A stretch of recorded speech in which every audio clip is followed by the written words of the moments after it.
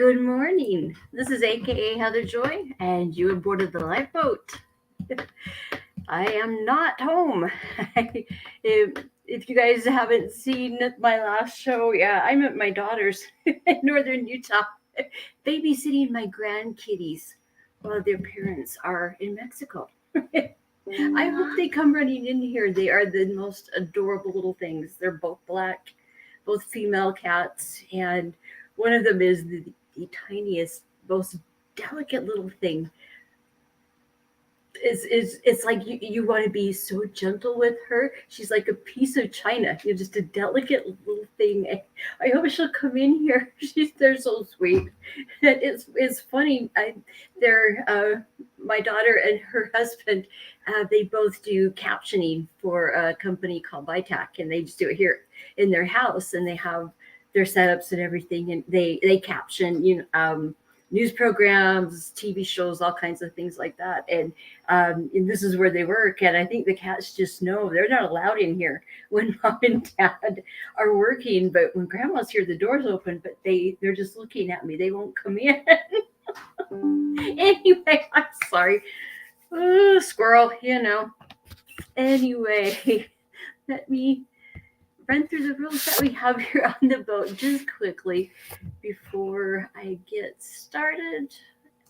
Where did I put them? Okay. First rule, while you're speaking to each other in chat and then in the comment section, please just stay away from politics. They are really triggering right now, and there are appropriate times to talk about them, but most of the time we need to just stay away. We don't want to upset anybody. The main purpose here is to help one another with our addictions and getting sober, staying sober. So yeah. Anyway, where did number? There it is. The second one. This is not a religious channel. It's fine to say things like, "Hey, I'm going to pray for you." I couldn't have found my sobriety without God. Those things are fine. Just no pushing your religion on anyone else. Just common sense. You guys, I know you guys understand. Let's see. The fourth one, no trolls, please. Please, just there's no room here for being mean. If you're going to be mean, you're going to get banned. And I personally have not seen anybody do it. But I'm sure there'll come a time, but I'm just saying, I've been here, good grief, since October last year. And then I started talking to you guys in April. Anyway, boy, squirrel today, huh? I'm sorry. Let's see. I really do need some more sleep. Not last night, the night before, I fell asleep on the floor here at my daughter's. Long story, and it messed up my back, and I was in a mess yesterday. And I'm kind of tired. I didn't sleep so well. Oh well, I'm complaining. I apologize again. Let's get on with this. Shut up, Heather. Oh, don't let me forget. Please, if you haven't hit that like button yet, please exit out of the chat and just give that little like button a little love tap. And please share these with people that you think could benefit from this. And if you haven't subscribed, please subscribe. That would be amazing. We just want to signal to the algorithm here on YouTube that this channel is worth pushing. This channel, there's something special about this. There's something going on. The people are engaged in the chat, in the comments. We need to just help us, and then we can reach as many people as we possibly can. So anyway, let me see who is in the chat this morning. Good morning, Miss V, Goddess Divine. I'm so glad that this was fixed and you are back. I apologize. I do not know what happened. But full of hope. Good morning, Seventh Son. Valerie, Scooby, I haven't seen you in a couple of days. Let's see, I literally fed them last night and wake up to the trash messed up. Had to be the strays. Because if the wild animals, it had been knocked over. It's not. Animal Animal issues, huh? They keep going in your trash. I'm sorry. Anyway, oh dear. And Annette, good morning. And John Doe and Annette, let's see. Where did that? I don't know where that comment went, but you said something about you were going to Annette. You were going to sit back and learn to listen. Of course, listen, but you know what? The things that you add to the chat really add to the live stream, and I'm really you make good points. So if you feel the need to speak up, please do. That it's good stuff. It really is. Let's see. Hey, good morning. Let's see. I hope you're doing well. I hope your little girl's doing well. And hey, Charlie. Good morning.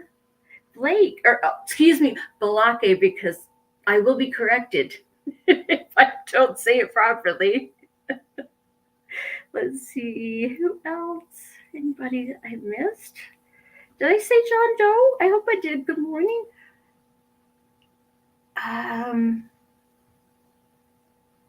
Let's see here. Anybody? Oh, Callie Gerling. Hey, how are you?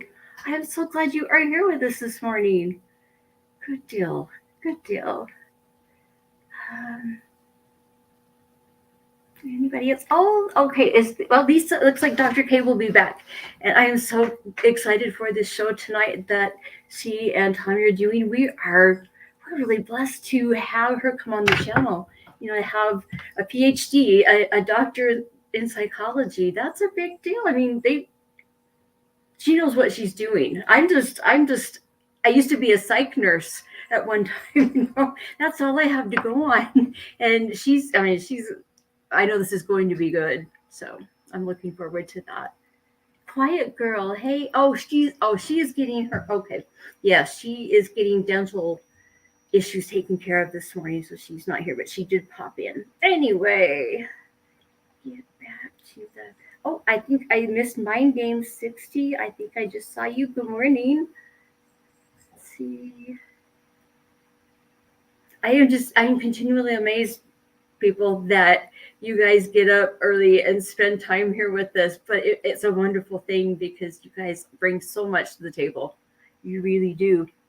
What is going on with UPS? I have no idea. No idea, full of hope. I haven't kicked my water over today. But if I knock it over, I'm in trouble. This is my daughter's drafting table I'm on. So gotta be good. Oh, and I'm sorry, I'm squirreled today, but full of hope. Greeted someone. She said falcha to everyone. Let's see. Where did I'm just not centered today. I'm sure you guys can see that. Okay, before I get started, I wanted to bring something up. Where did I put? There we go. Okay, I want to share my screen for a moment and share something with you guys. Hopefully I can get this to work. Sometimes this works and sometimes it doesn't. And I'm sure it's me. I know it's me. Let's see. I didn't bring my second monitor. Okay, I'm trying to look at the instructions again to make sure I get this right. Let's see.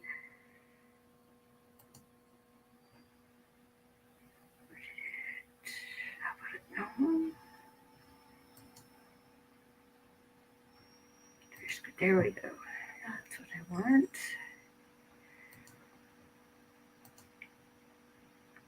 Okay. I hope. Okay, let me get this going properly now. I can. I hope you guys can see this. Oh, wrong one. Turn it. Okay. I'm hoping that you guys can see this. Let me pull up things on my phone so I can see if you guys can see what I'm trying to show you. Let's see. I apologize. The more I work with this StreamYard, I know the better I'm going to get at it. Please bear with me, guys. I'm sorry. I am going to get better at this thing. Okay, and I'm just shut myself up here. Oh, there we go. Okay. So you can see. Okay, so what I need to do is, okay, how do I, get this? Okay. Well, I don't know what I'm doing. That's quite obvious. Anyway, I hope you can see right here. This is the Pfizer plant in North Carolina that was last week was hit with a tornado. I was looking at several articles about this, and gosh, where did that other one go? Was this the one? Gosh, I had a page pulled up and I don't know where it's gone, but it had many different pictures, drone footage, everything. The point here is that it's shut down right now. When it first happened, they said there was, they just talked about a lot of damage in general, things were shut down. Some articles say that it's not going to affect the drug supply as much as they originally thought. That was the FDA that said that. Who knows? I don't trust them all that much. So I don't know what to think. I just know that the relationship that our country has with another nation at this moment, there's already a drug shortage. There's already people in, especially, in urban areas, big cities, they're having difficulty getting the medications, the drugs that they need, in the pharmacies and the hospitals, the whole bit. There have been issues. And I have noticed, where I live, I rarely see that, all of the things that are reported going on. We don't see a whole lot of anything here. However, one of the medications that I'm on, that I use for my fibromyalgia and nerve pain is gabapentin. I have noticed is getting more difficult to get. And so I have to make sure I am on top of getting the refills ordered before I run out, because if you are on gabapentin and you go cold turkey, you go through the same type of withdrawal symptoms that someone that is withdrawing from opioids goes through. It's not even as bad, but it's still miserable enough that you don't want to deal with it. It's no fun to be throwing up all the time and be achy and miserable. And, all of you that have withdrawn from opiates know. And so, I don't want to end up, being cut off and have to go through. Last time it happened, I think it lasted 4.5 days. I don't want to go through that again.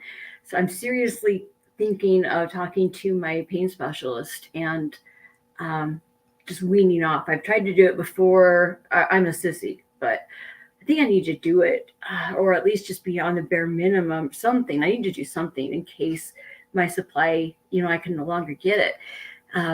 I really encourage everyone who has to take some sort of pharmaceuticals, do your research.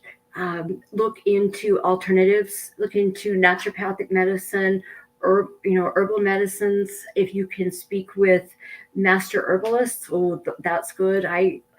I'm blessed to know a few, and I really need to talk to them. But there are a lot of alternative things that you can do for many different types of health conditions. But I really encourage you guys to pay attention and look out for yourselves in this regard. If there is something that you can go without, it might be a good idea, to wean yourself off. I don't know, talk to your doctor too. The physician's assistant that I see most of the time. Let me fix my screen again. Let's see, there we go. Okay, the physician's assistant that I see, it is wonderful. He is up to date with evidence-based herbs, supplements, things like that. And boy, every time that I see him and I talk to him, he's got a wealth of knowledge. So, just please look out for yourselves. Please look. There's so much information on YouTube, on the internet in general. But, look up your conditions, look up what the alternative treatments are, and, just be prepared. If there are problems and you can't get the medications that you're used to taking, please be prepared that you have something else that you could possibly do, because that I worry about you guys. I worry about everybody. There are so many of us, especially those of us that are older, there are certain medications that we take, and this is kind of an interesting time. But with this plant being wiped out like that and shut down for a while, it's going to add to the chaos and the problems. Anyway, sorry, I'm a nurse, and I used to teach being medically prepared, for preppers, and so I just when I see things like that, it comes out of me. Sorry, guys. Anyway, let me get on here with what you guys came here for.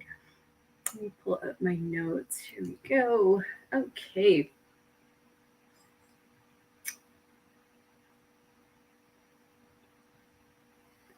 Oh, that's not it. Where did it go? Oh dear. No, not that one.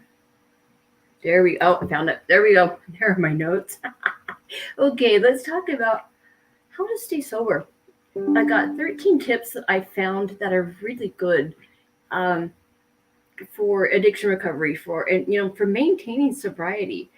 I know there are a lot of people, and I don't know where a lot of you are in your sobriety journey. You might be still in active addiction. You might be struggling, with the first few days of sobriety. You might be further along, but we all know this is not an easy thing. But sobriety is really the only alternative. We've lived the other side of things, and it's not fun.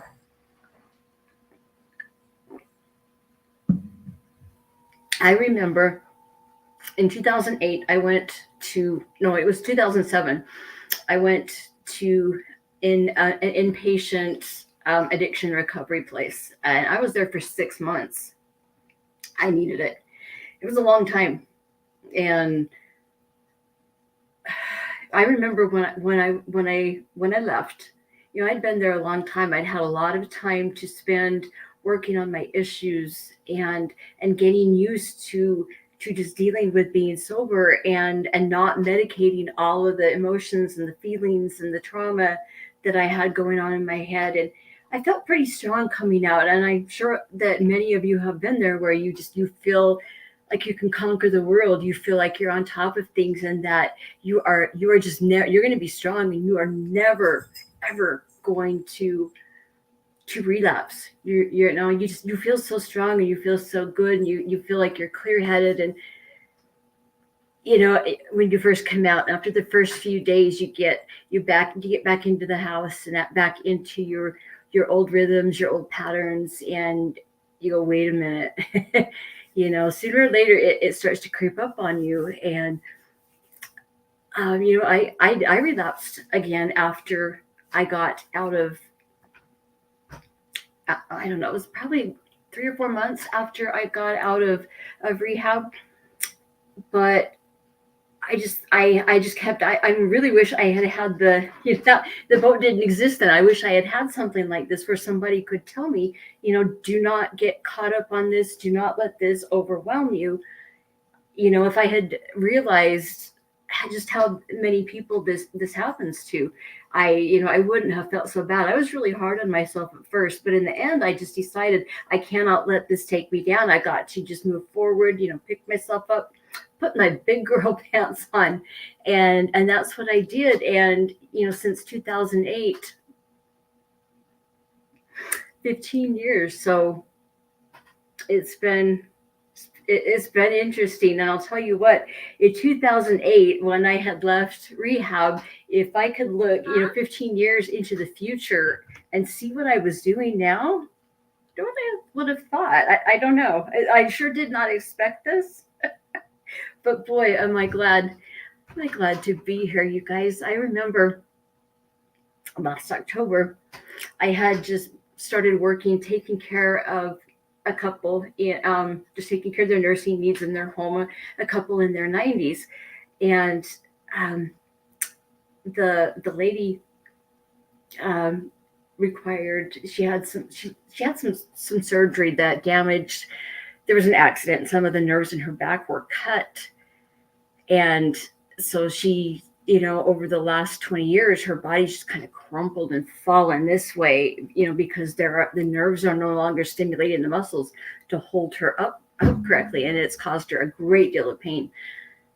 And darn it, I love that lady, and every time I think of her, she knows what pain is. But she was on pain medications, on fentanyl patches and OxyContin, and I had not worked as a nurse ever since around narcotics. It was just a policy that I set for myself, and I wasn't going to work around it, so that there wouldn't be the temptation. They're just get rid of the issue in the first place.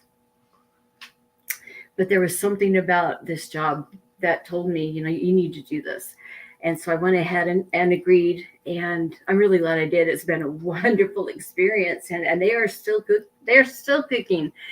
I mean, they both had some crazy things happen with their health, but they're still here, and I need to go see them when I get back home. The reason I'm telling you this is back in October, this is when I had started that job. And it was really strange. It was just, guys, it was meant to be that I found the lifeboat. I wasn't looking. I did not even realize that there were addiction recovery channels on YouTube. I mean, if you think about it, I should have known.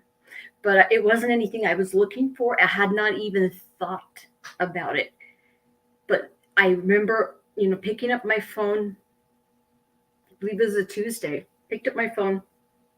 And for some reason, the lifeboat was right there in my YouTube feed. And I have no idea why on earth I even clicked on it.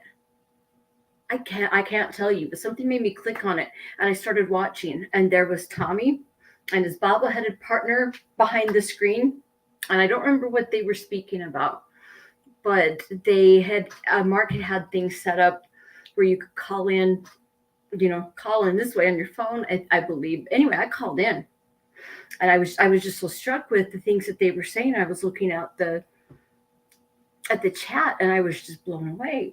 Here, are these two gentlemen who are both recovered addicts, and they're reaching out, they're trying to help people, and there's just something so special about the boat. I could not put my finger on it at first. It's taken me a long time, and I still just kind of in marvel of how this works, but I just was blown away. And so touched at all the time and effort and the care that these two gentlemen were putting into the boat. And they were it looked to me like they're, hanging up a lantern in the darkness for everyone. And they're offering light and hope, and they're trying to show you this is possible. And, and they know what they're talking about because they've been there. They've lived it. They know what rock bottom is. They know what living in active addiction is like. And, here they're trying to help other people. And I was just so touched and blown away. And I am so grateful to be a part of this. But this was meant to be, because there was no reason that the lifeboat should have popped up on my feed. Really interesting, but it was at the perfect time so that I had somewhere to go, now that I was working with narcotics again. And I love the boat. This has been such a help to me, and being able to come and talk to you guys all the time helps me incredibly in so many ways with the issues that I still have, that I'm still working on. Anyway, I want to talk a minute about, what is sobriety, because I had a different definition of what sobriety was than I do now. Sobriety basically just means that you are, you're not under the influence of a substance. But it's used in different ways. And there are 12-step programs that suggest that it means total abstinence, and that you never are going to use that substance ever again. That was pretty much my definition, and that's the way that I looked at things. Like, I didn't look. I don't know. Let me explain. I used to look at it that way, where it was just total abstinence, and I looked at it. It was just straight cut. And it's a lot to expect when you're at the beginning of your sobriety. It's a lot of pressure to think this is something that used to help me in some ways, and I can no longer turn to it. What am I going to do? It's a little bit overwhelming, a little bit frightening at first.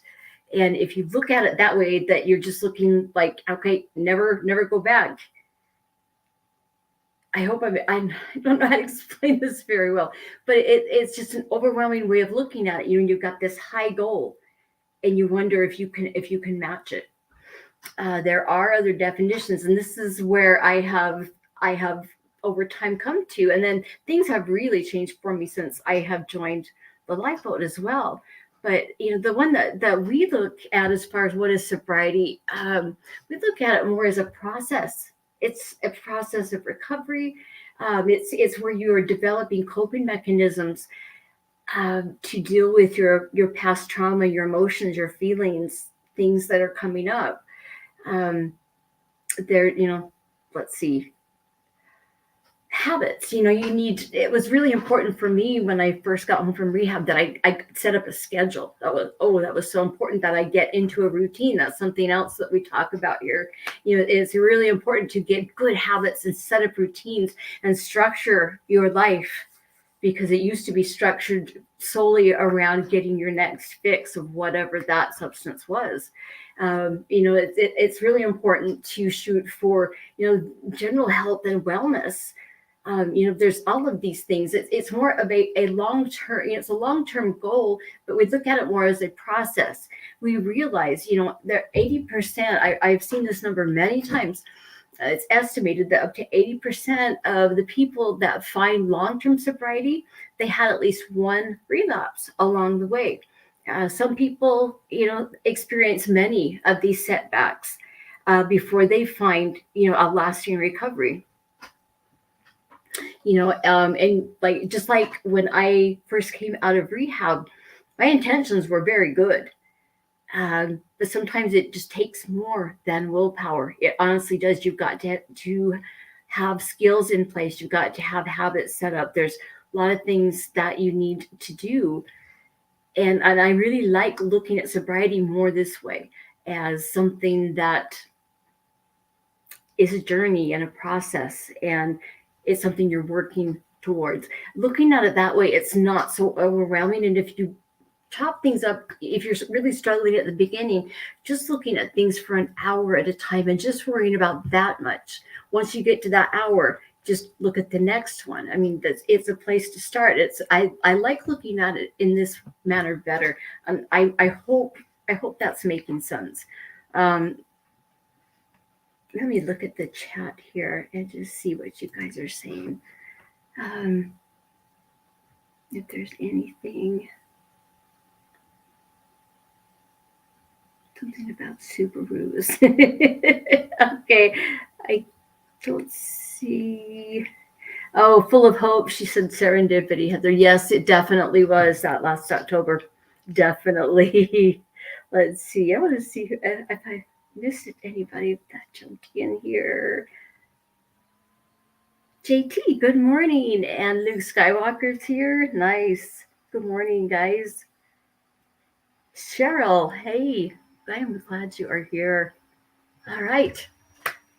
Chat did take a turn. That's okay. That's okay. I don't mind. I just hope that you guys are, I hope I'm making sense. Sometimes I don't know if I'm able to put across my point very well. Anyway, so how do you become sober? There are so many tools available. Um, at the very beginning, sometimes it's a really good idea. Just if you're still in active addiction, you pick a quit date, or write it down. There's something about taking a journal or a piece of paper and actually physically writing it down, not typing it. I mean, putting a pen to paper. I don't know what it is, but I have found throughout my life that when there's something important I want to accomplish, I need to write it down. Really do. It does something about maybe making it more solid in your head. I don't know. Anyway, the method that they were using in the rehab where I was with the 12-step program. So it was really, part of my plan when I was leaving was to make sure that I was making it to groups. And I'll be honest, until the lifeboat, I had not been to the 12-step. We have, of course, NA and AA, and then my church has their own 12-step program as well. I used to go to all of them, but I hadn't been going. It was just, I don't know, that it wasn't, it's not like the boat. I wasn't really getting anything out of it. And boy, that's changed. The boat's something else. Anyway, as I was saying, there's 12-step programs there, but it's really important to write your goal down. Maybe just write that date down. By this date, this is where I'm going to do it. If you're still in active addiction and you are dealing with alcohol or benzos, it's very, very important that you taper off slowly under the care of a doctor. That is extremely important. Um, but there are other recovery groups. But let's see, there was something I wanted to actually read to you. I thought it was okay. Here we go. Let me read this section here. I wrote this down from an article. It says research suggests that while 12-step programs are effective, people often don't continue their involvement at beneficial levels over the long term. Yeah, that was me. I mean, I was fine, but anyway. However, research suggests that while the 12-step groups are effective, they don't continue their involvement at beneficial levels over the long term. I read that, sorry.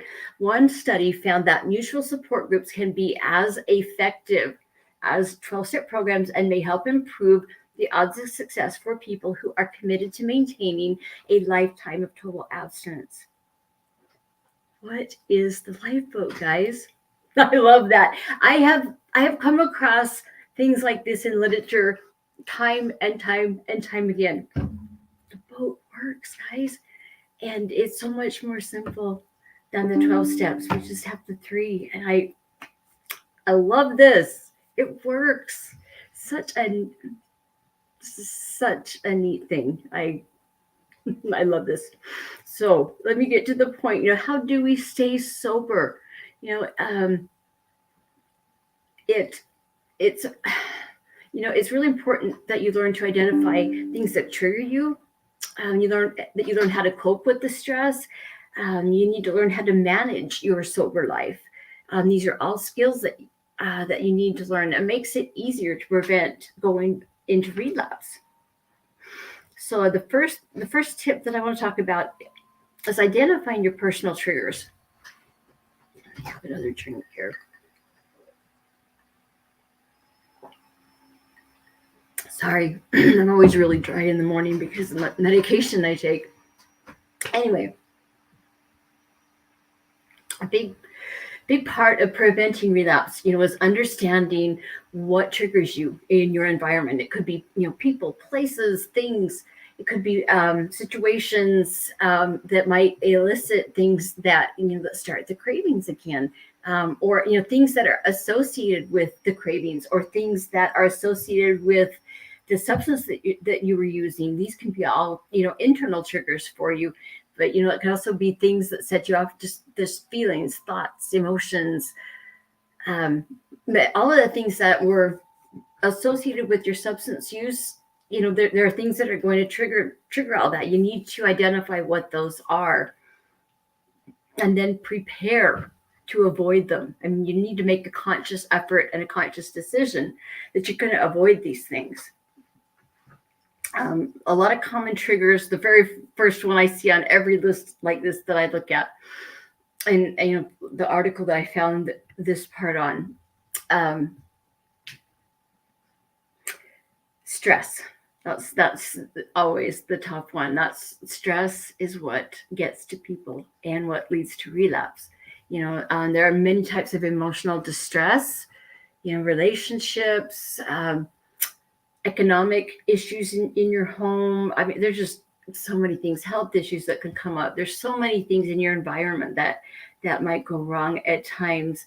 What if you are with someone in your life, whether it's a sibling, a child, your spouse, your parents, but if you have to be around someone who is still using drugs and alcohol, that can be very triggering for you. Lots of relationship troubles lead to things like that. job issues, finance issues. There's just so many things that can trigger you and can lead back to relapse. So first of all, you've got to know what things get to you. You need to write these down. I tell you, journaling is so important. And I know that Tommy and I are slamming you guys with that one constantly, but it is because it is so important. Writing these things down and just writing, you discover so much about yourself. You can figure out exactly what these cues are, and you can, every day, sometimes if you just start writing, just whatever is right there at the surface, let it out, put it down on paper. There's something about that journaling works, guys. But please, that's a good way.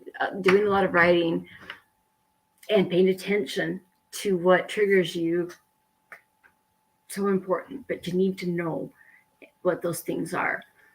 The second skill that is very helpful is just recognizing what relapse warning signs are. A relapse can really sneak up on you. I'm sure that everybody here understands that.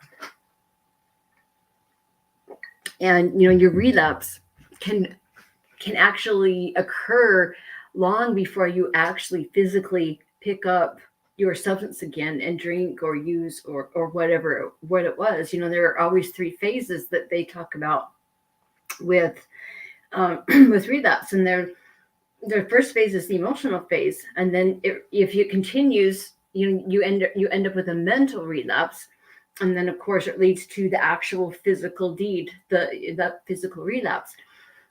Things that warning signs that you should look for are if your thinking returns to the same patterns you used to have when you were in active addiction. If you're returning to that, you better pay attention. That's a good sign right there that you're headed for relapse. If you are engaging in a behavior that's compulsive and it's very self-defeating, I'm trying to think of an example. I'm drawing a blank right now. But yeah, if there's something that you feel that you're compelled to do over and over again, but it really does defeat everything that you're trying to accomplish, another warning sign. If you are being around, especially right at the beginning of your sobriety, if you are around people who are still using and you're seeking that out, you're seeking to be around people that are using, pay attention. That's not a good one.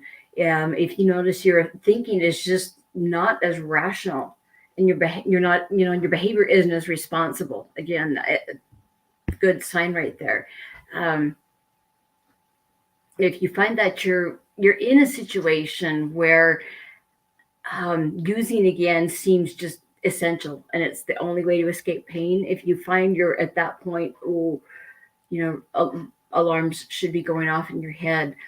I find with myself, when I am starting to go into an emotional relapse and then into a mental one, if I get to that point, the way I know is my ability to regulate my emotions starts to become very difficult, and I find that I'm crying very easily, or I'm extremely irritable I become very irritable, and frustrated very easily.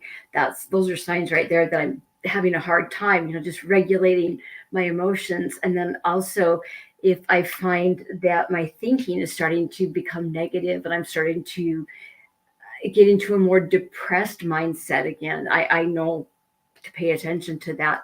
And if I find I don't want to do the things that I do every day, if I struggle to get out of bed, if I struggle to go for a run, if I don't want to go for a run, there's a problem, but those are the things that I see in myself.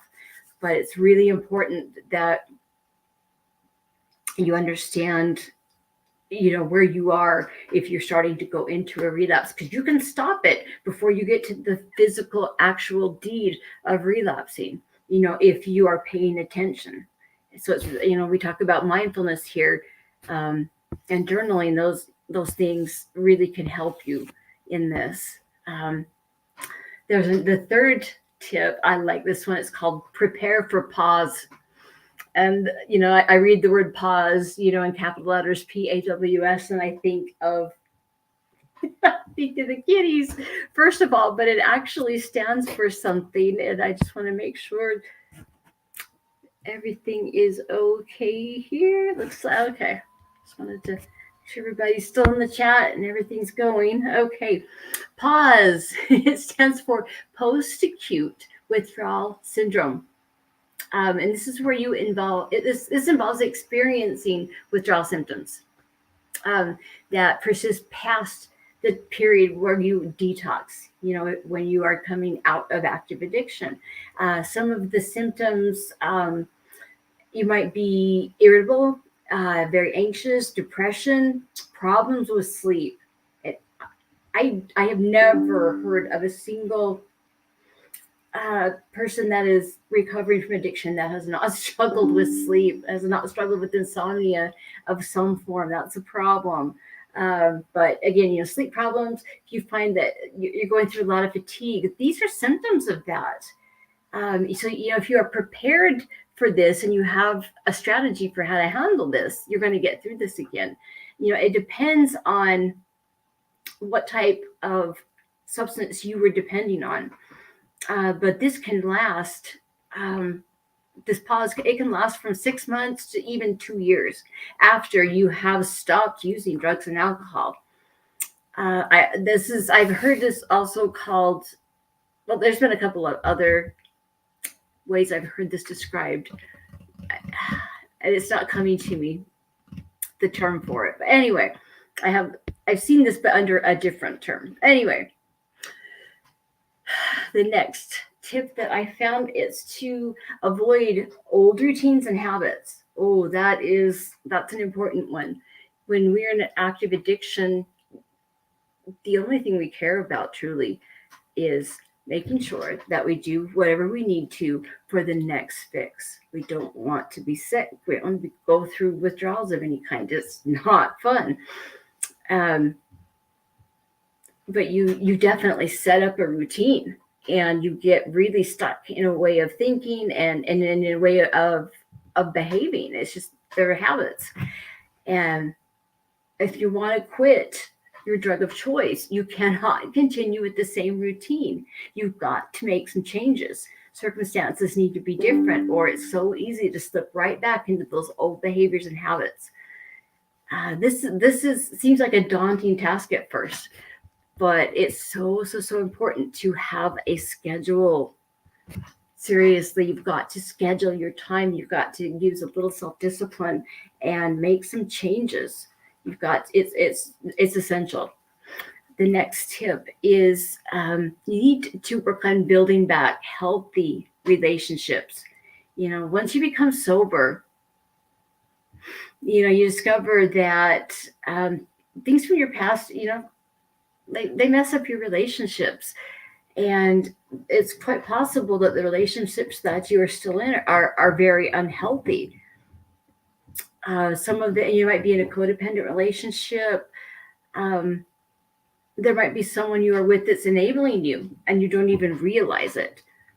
It's really important that you, I've done a show about, actually I've done several about this, about it's really important who you are with. Oh dear, sorry. Don't know what that alarm's for. Oh yes, I do. Okay, sorry guys. Anyway, it's really important that you have somebody in your life that you can be your authentic self with, and they do the same with you in return. You need to have someone that truly has your well-being in mind, and they want the best for you, and they're actually going to help you rather than enable you or tear you down or divert you from your goal. You really need to have good, healthy, true, authentic friends, true, authentic relationships. And if you go back in the videos, you can find it. I need to put a playlist together. Wait, but I've done a show specifically on that. Yeah, anyway, healthy relationships, that's really, really important. The next tip, it's really important to get support. And guess what? The first thing it talks about is join your support group. Here we are, you guys, you got that one. But you guys come every day. You get up really early in the morning, and then, you do this every 12 hours. This is such a wonderful thing, but it's so helpful when people come together that love each other and support each other and have the similar experiences. We can help each other and build one another up, and that is so important. I also want to say it's really important. There are many. For most of us, there's trauma from our past. There is a reason why we turn to drugs and alcohol and other behaviors to deal with things. If you can take care of that trauma, if you can take care of whatever is beneath your addiction, it's going to make things so much easier. And very often it's necessary that you get some professional help, that you talk to a therapist. Mental health professionals really can help you cope, can help you work through your past and work, help with those things. And I know a lot of people don't like that idea, or they find that, getting mental health isn't even an option. But you guys, I have lived with mental illness my entire life. And from my 20s on, it's been interesting.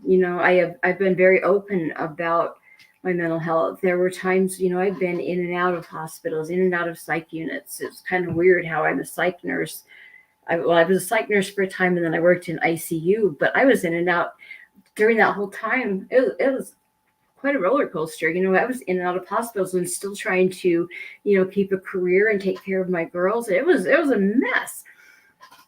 But, I've spent a lot of time inside an institution, and I even had to spend 6 months in the state hospital here in Utah. I was a mess for a while. I had a lot of work to do, and there was a lot of repair that needed to be done. I could not have done it without a therapist.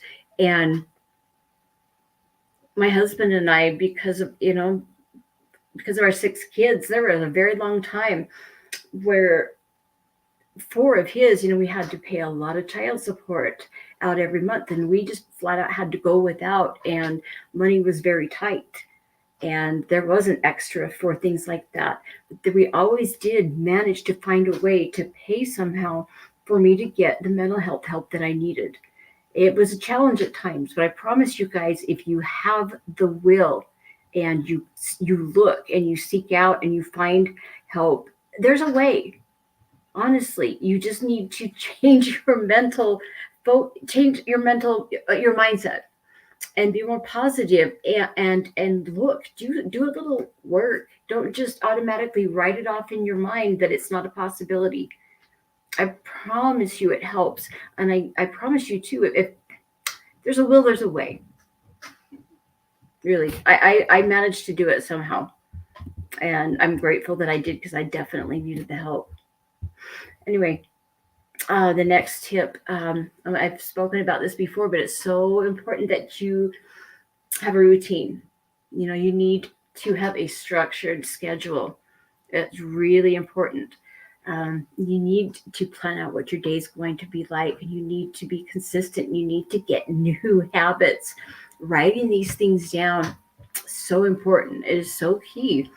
But it's also important that you make some short-term goals and some long-term goals. And I hear Tommy say the same thing rather often.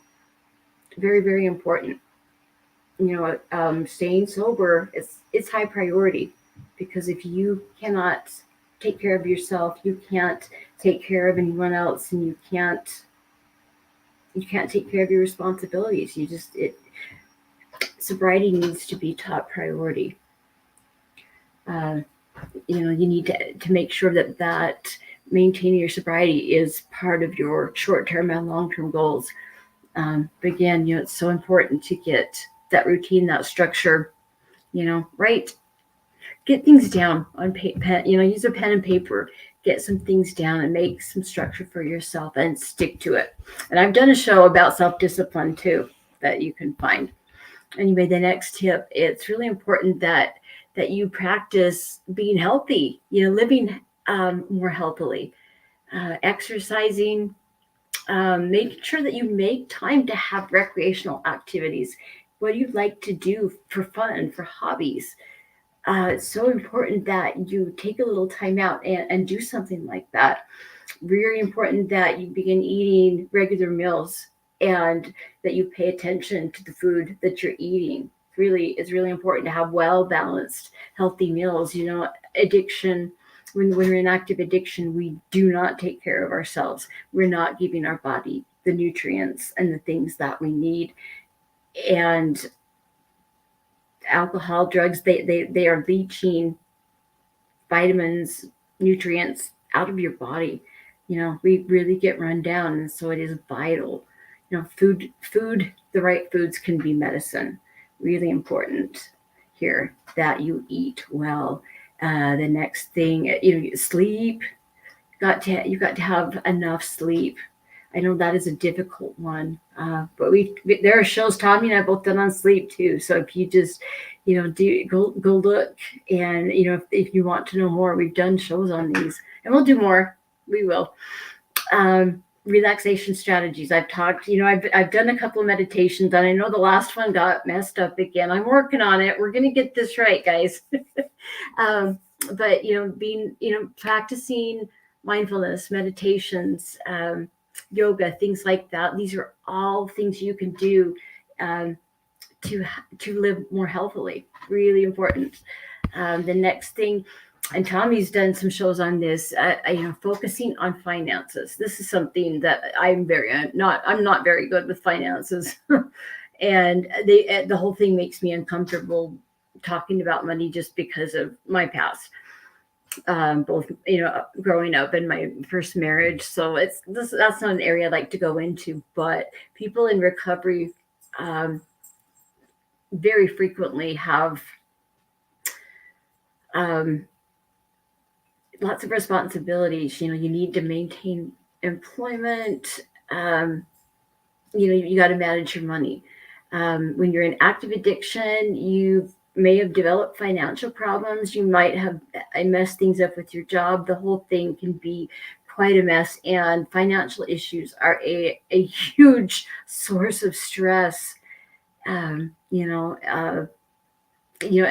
finding and keeping employment. Those kind of issues can be really big triggers for relapse. So in this area, it's really good that you take baby steps to get your finances in order. And you need to keep in mind that this area is something that you can't just fix overnight. This is going to take some planning and some structure as well.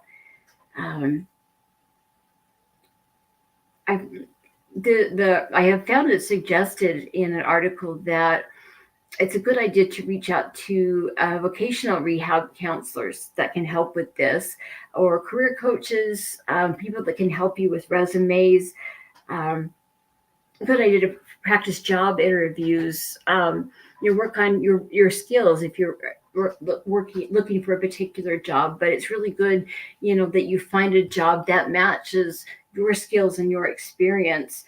Because if you're confident what you're doing, there's going to be a lot less stress. But I mean, Tommy has done some really good shows on focusing on your finances and getting those things in order. So please look at those. But that's another good skill to have. The next one, we're talking about anger here. Learning to stay cool, learning to be calm. This is a difficult one because as addicts, we have used drugs and alcohol, when we're dealing with emotions, especially anger. That was one I still struggle with that one. Anger can really have a big impact on your health and your lasting sobriety. And I just did a show very recently about anger, and anger is a very normal emotion. That, you can you need to know, have some skills and know how to deal with it in a way that's going to make a difference for your recovery. And this is something that you can. It's really good to work if you're struggling with anger, whether it is controlling your anger or expressing your anger. A counselor can help immensely with this. But again, I've just done a show on this one, but it is important that you learn how to regulate your emotions and learn how to regulate your anger.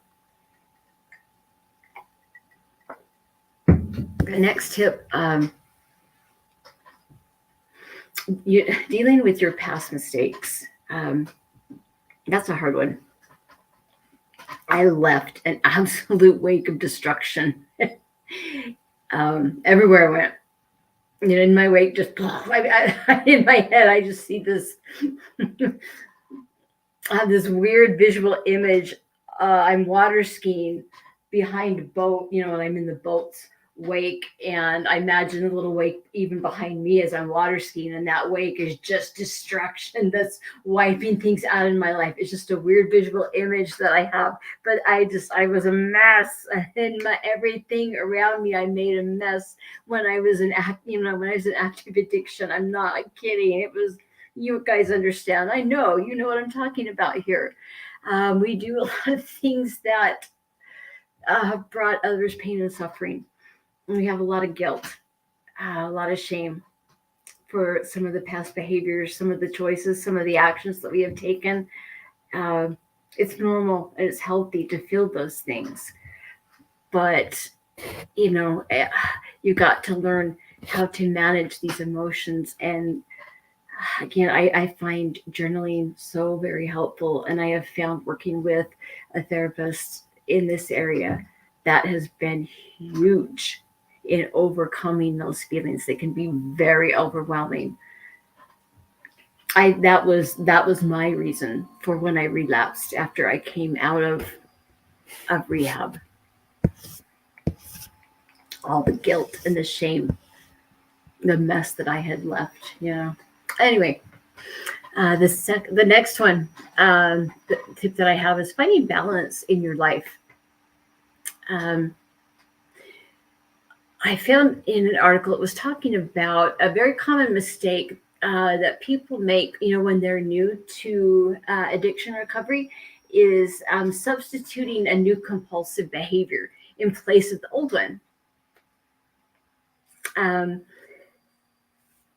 Maybe it can be you're focusing on a new diet or an exercise program, or participating in groups.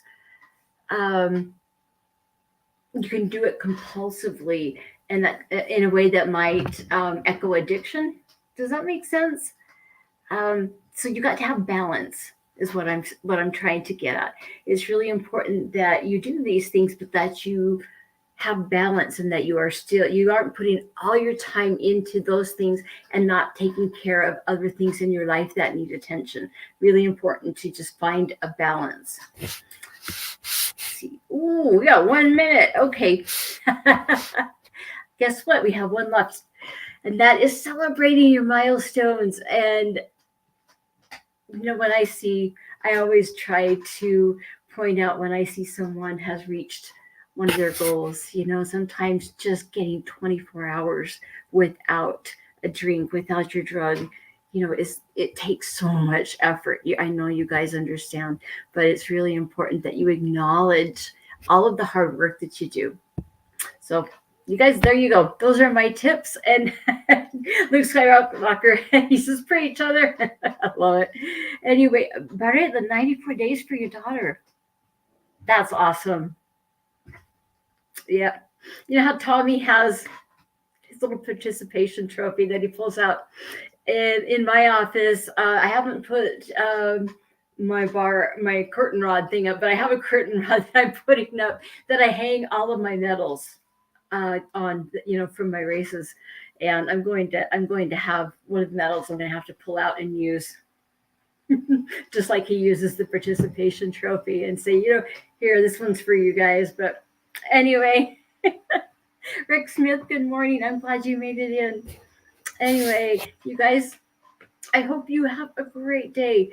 I am so excited about Dr. K coming on with Tommy this evening. This is going to be good. I just wanted to let you guys know.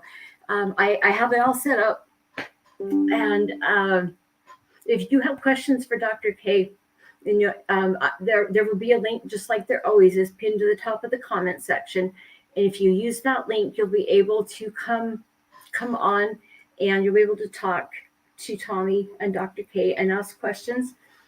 I will be, it's real. Okay. My point is, what I want you guys to do is, if you have questions, if you want to participate in that, it's going to be much easier if you do it on a laptop.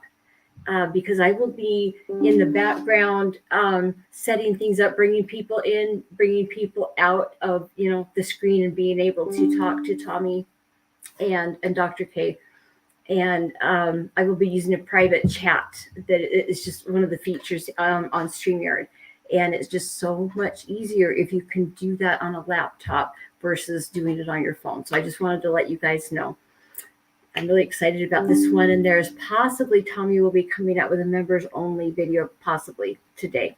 Not sure, but 6 o'clock my time, 5 o'clock Pacific Coast time, Tommy and Dr. K is going to be great. Really excited. You guys, I hope you have a great day. I'm praying for you guys. You guys can do this. If I can do this, anybody can do this. Kid you not. Anyway, I love you guys. Have a great day. I will talk to you again soon.